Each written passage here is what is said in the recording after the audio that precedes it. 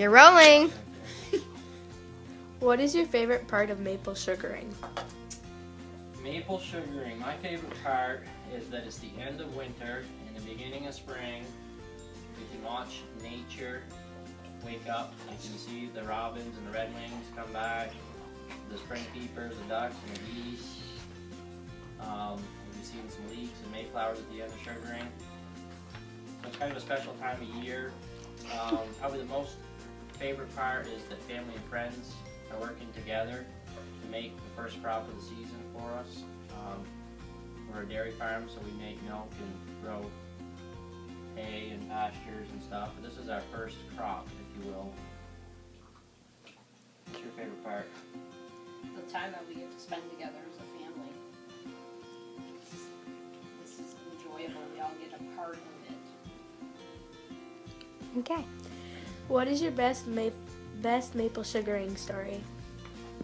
That's a tough one. I thought of that a little earlier. There's many stories that I remember in sugaring. Most of them are potentially catastrophic or dangerous type situations that turned out well. For example, we drowned the tractor once in the brook. We have two rivers that run through the farm. In the morning when we go to the woods, because it froze the night before, the water is low. But during the day when it warms up and sap runs, the brook runs. And coming home this particular day, I was young, I was in high school, I tried to cross the water and it was more than the tractor could take, so it stalled in the middle. And we had to kind of swim our way to shore and then pull it out. So that's just one story. Our sugar house has caught fire a couple times. We burn with wood and we have a huge amount of sparks that come out, stack. And from time to time the wind will be wrong and blow the sparks back toward the sugar house. Many years ago we had gathered sap all day with buckets and horses, and we had it collected in big tanks, and we didn't have cell phones, we didn't have radios, so we'd start the gas-powered pump to pump the sap home to the sugar house, which is in a different location in the woods.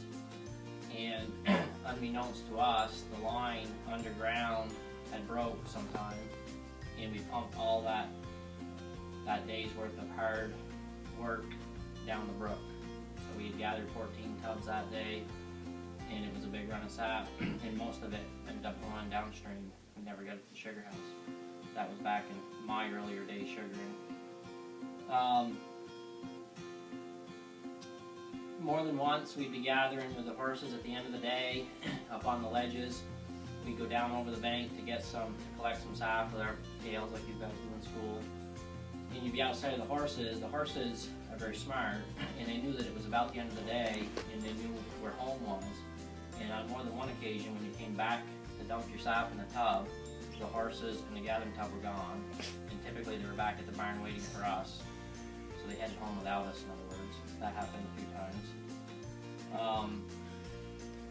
Occasionally, we would have to ride the horses home from the woods at the end of the day for the same reason, because the brook would be full bank at the end of the day, rushing, and we'd have to ride them down the railroad across the railroad trestle, which is kind of a unique experience to ride a draft horse bareback across the hollow trestle.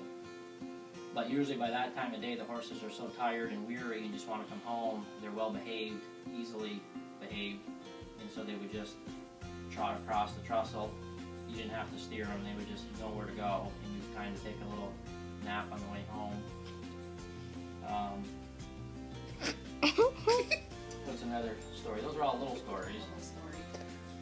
Well, I can remember one time when we were gathering or tapping, I don't remember which, there was so much snow in the woods that one of the horses got stuck in the snow.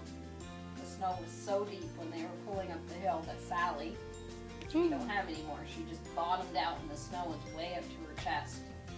And we didn't know if she was going to be able to get out of the snow or not because it was so deep. But eventually her and Susie worked together and they did get out of the snow drift. It was that deep. And sometimes we'd have to unhook the horses from the sled or the wagon so that they could get up and step off to the side to regroup.